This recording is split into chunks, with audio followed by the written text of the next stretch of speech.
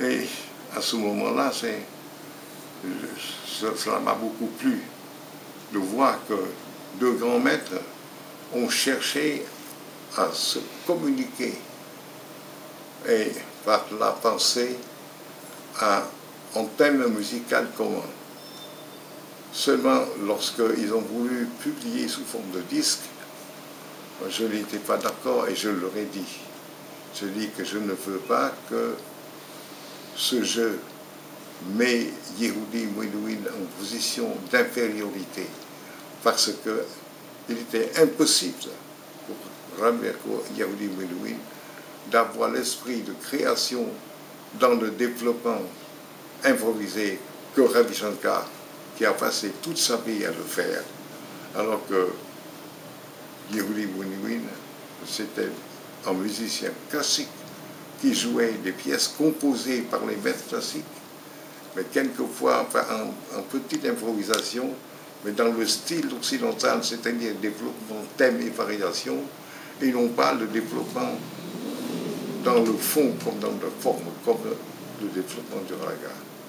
Et de toute façon, nous étions tous les trois, Yehudi Menuhin, Ravi Shankar et moi-même, dans le cadre du Conseil international de la musique.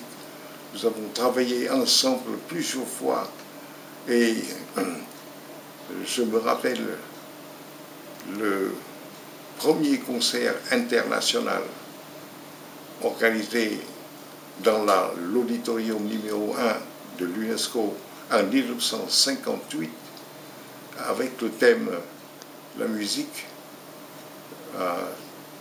le universe of music, l'univers de la musique. Et à ce moment-là, Yehudi Menuhin en tailcoat, c'est-à-dire un navire, a joué sur le violon de musique de Johann Sebastian Bach. Ravi Shankar a présenté la musique traditionnelle de l'Inde. Shiliski Yuise a présenté la musique traditionnelle du Japon. Ebadi a joué le Daska Mahur sur le setar de la musique traditionnelle de l'Iran, et moi-même sur le Dengor, ou bien le Nyi, et le Dengtan, jouer la musique traditionnelle du Vietnam en jouant des pièces du mode Bach, du mode Sun, Nam Sun, avec l'outil de Bach, Nam Sun. Et à ce moment-là, c'était une rencontre de plusieurs musiciens de nationalités différentes dans un même concert organisé à l'UNESCO. Et ce jour-là, je me rappelle, tout le monde était en costume traditionnel. Heureusement, j'ai pensé à porter la tunique vietnamienne avec le turban, sinon j'aurais honte devant les autres musiciens qui sont venus présenter leur propre musique dans leur costume traditionnel, et moi-même en costume européen, ce n'était pas possible. Et à ce moment-là, nous sommes devenus non seulement des amis du point de vue de musicologie, mais aussi en tant que musicien jouant de la musique traditionnelle. C'est pour ça que lorsqu'il m'a rencontré, il m'a invité à venir chez lui à Bombay. Il a dit, j'ai voulu te présenter au public de l'Inde. Et ce soir, je vais organiser un concert chez moi. Je développerai en raga, mais la principale partie sera réservée à toi. Je te présenterai comme musique traditionnelle, avec la manière de développer, la manière d'improviser le rao dans la musique vietnamienne. Alors il a souri, il a dit que chaque fois que j'étais en France, quand je donnais un concert, on m'a payé au moins, à ce moment-là, c'était en francs français, des centaines de milliers de francs. Et lorsqu'il a joué aux États-Unis, c'est à partir de 1000 ou 200 000 dollars par soirée. Et ce soir, il ne prend pas de cachet et il doit payer de sa propre poche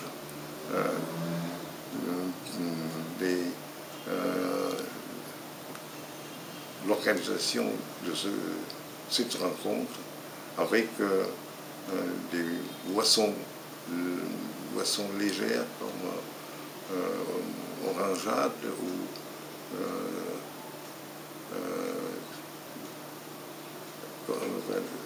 Coca-Cola. Et ce jour-là, il m'a présenté. J'étais très impressionné parce que Ravi-Shankar est un grand maître. Et il m'a présenté comme une sorte de collègue, c'est-à-dire m'a considéré à titre égal avec lui dans la musique traditionnelle. Et ce jour-là, j'ai pu improviser, non pas à la manière hindoue, mais avec l'esprit de la manière, de l'esprit hindou. Il a beaucoup apprécié, le public a beaucoup apprécié, et ils avaient des articles élogieux dans le Times of India. Et à ce jour-là, à partir de ce jour-là, je n'ai cessé de suivre ces concerts afin de voir comment il a progressé lui-même, comment un grand maître comme lui, il a continué à réfléchir, à penser tous les jours, et chaque concert, il y a toujours quelque chose de nouveau. Je me rappelle le soir où il m'a invité chez lui, il a dit, je vais jouer ce soir quelque chose, qu'est-ce que tu veux que je te joue? Alors je dis que j'ai entendu Ravi-Shankar jouer le Raga Viraga au festival de Shiraz, mais il a commencé tout de suite par le gut, qui est une sorte de développement avec des cycles rythmiques accompagnés par le tabla, alors qu'il aurait dû commencer par la lave.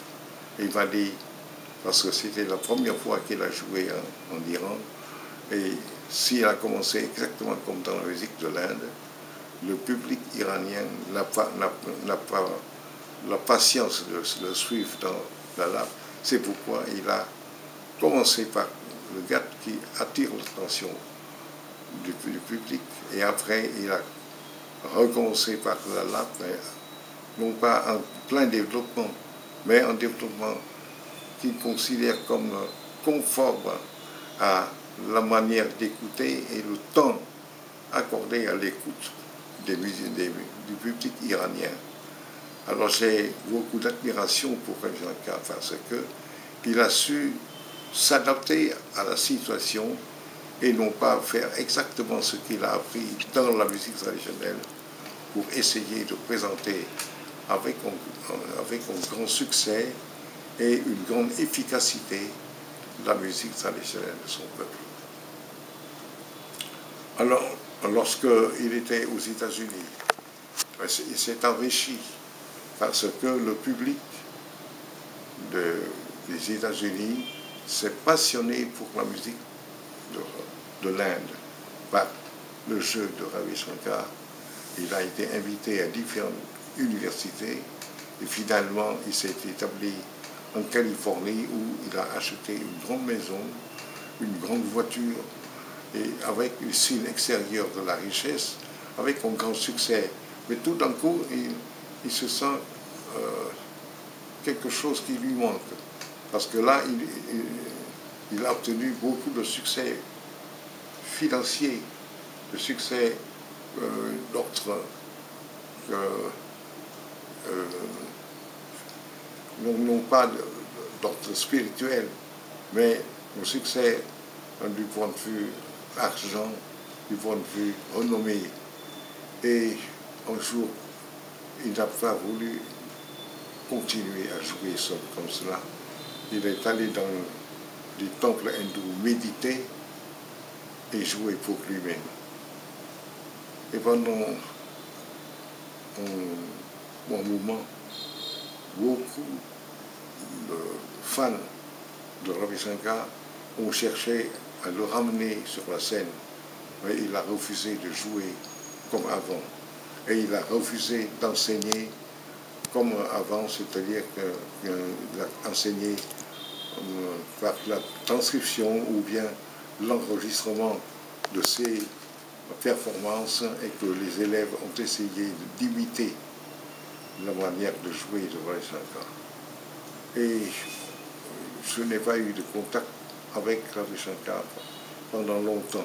Mais je me rappelle une des dernières fois, je l'ai rencontré aux États-Unis, à Lincoln Center. À ce moment-là, Ravi Shankar a présenté les plus grands maîtres de l'Inde qui improvisaient tous les thèmes et variations et non pas le développement dans le fond comme dans la forme, comme le développement du raga. Et de toute façon, nous étions tous les trois, Yehudi Menuhin, Ravi Shankar et moi-même, dans le cadre du Conseil international de la musique. Nous avons travaillé ensemble plusieurs fois et je me rappelle le premier concert international organisé dans l'auditorium numéro 1 de l'UNESCO en 1958 avec le thème la musique, le universe of music, l'univers de la musique. Et à ce moment-là, Yehudi Menuhin en tailcoat, c'est-à-dire un habit, a joué sur le violon une musique de Johann Sebastian Bach. Ravi Shankar a présenté la musique traditionnelle de l'Inde. Shiliski Yuise a présenté la musique traditionnelle du Japon. Ebadi a joué le Daska Mahur sur le setar, la musique traditionnelle de l'Iran, et moi-même sur le Dengor, ou bien le Nyi, et le Dengtan, jouer la musique traditionnelle du Vietnam en jouant les pièces du mode Bach, du mode Sun, Nam Sun, avec l'outil de Bach, Nam Sun. Et à ce moment-là, c'était une rencontre de plusieurs musiciens de nationalités différentes dans un même concert organisé à l'UNESCO. Et ce jour-là, je me rappelle, tout le monde était en costume traditionnel. Heureusement, j'ai pensé à porter la tunique vietnamienne avec le turban, sinon j'aurais honte devant les autres musiciens qui sont venus présenter leur propre musique dans leur costume traditionnel et moi-même en costume européen, ce n'était pas possible. Et à ce moment-là, nous sommes devenus non seulement des amis du point de vue de musicologie, mais aussi en tant que musicien jouant de la musique traditionnelle. C'est pour ça que lorsqu'il m'a rencontré, il m'a invité à venir chez lui à Bombay. Il a dit, j'ai voulu te présenter au public de l'Inde.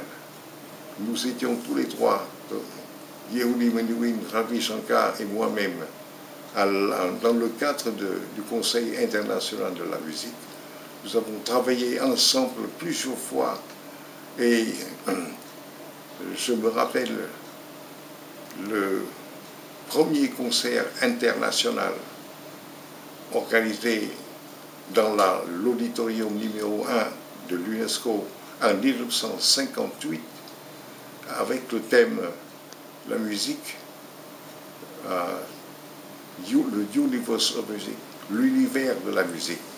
Et à ce moment-là, Yehudi Menuhin en tailcoat, c'est-à-dire un habit, a joué sur le violon une musique de Johann Sebastian Bach. Ravi Shankar a présenté la musique traditionnelle de l'Inde. Shiliski Yuise a présenté la musique traditionnelle du Japon. Ebadi a joué le Daska Mahour sur le setar de la musique traditionnelle de l'Iran, et moi-même sur le Dengor, ou bien le Nyi, et le Dengtan, jouer la musique traditionnelle du Vietnam en jouant des pièces du mode Bach, du mode Sun, Nam Sun, avec le tweet de Bach, Nam Sun. Et à ce moment-là, c'était une rencontre de plusieurs musiciens de nationalités différentes dans un même concert organisé à l'UNESCO. Et ce jour-là, je me rappelle, tout le monde était en costume traditionnel. Heureusement, j'ai pensé à porter la tunique vietnamienne avec le turban, sinon j'aurais honte devant les autres musiciens qui sont venus présenter leur propre musique dans leur costume traditionnel, et moi-même en costume européen, ce n'était pas possible. Et à ce moment-là, nous sommes devenus non seulement des amis du point de vue de musicologie, mais aussi en tant que musicien jouant de la musique traditionnelle. C'est pour ça que lorsqu'il m'a rencontré, il m'a invité à venir chez lui à Bombay. Il a dit: j'ai voulu te présenter au public de l'Inde. Et ce soir, je vais organiser un concert chez moi. Je développerai en raga, mais la principale est par la pensée à un thème musical commun. Seulement, lorsqu'ils ont voulu publier sous forme de disque, je n'étais pas d'accord et je leur ai dit. Je dis que je ne veux pas que ce jeu met Yehudi Menuhin en position d'infériorité, parce qu'il était impossible pour Yehudi Menuhin d'avoir l'esprit de création dans le développement improvisé que Ravi Shankar, qui a passé toute sa vie à le faire, alors que Yehudi Menuhin, c'était un musicien classique qui jouait des pièces composées par les maîtres classiques, mais quelquefois en petite improvisation, mais dans le style occidental, c'est-à-dire développement, thème et variation, et non pas le développement dans le fond comme dans la forme, comme le développement du raga. Et de toute façon, nous étions tous les trois, Yehudi Menuhin, Ravi Shankar et moi-même, dans le cadre du Conseil international de la musique. Nous avons travaillé ensemble plusieurs fois, et je me rappelle le premier concert international organisé dans l'auditorium numéro 1 de l'UNESCO en 1958, avec le thème la musique, le universe of music, l'univers de la musique. Et à ce moment-là, Yehudi Menuhin en tailcoat, c'est-à-dire un habit, a joué sur le violon une musique de Johann Sebastian Bach. Ravi Shankar a présenté la musique traditionnelle de l'Inde. Shiliski Yuise a présenté la musique traditionnelle du Japon. Ebadi a joué le Daska Mahour sur le setar de la musique traditionnelle de l'Iran, et moi-même sur le Dengor, ou bien le Nyi, et le Dengtan, jouer la musique traditionnelle du Vietnam en jouant des pièces du mode Bach, du mode Sun, Nam Sun, avec le tweet de Bach, Nam Sun. Et à ce moment-là, c'était une rencontre de plusieurs musiciens de nationalités différentes dans un même concert organisé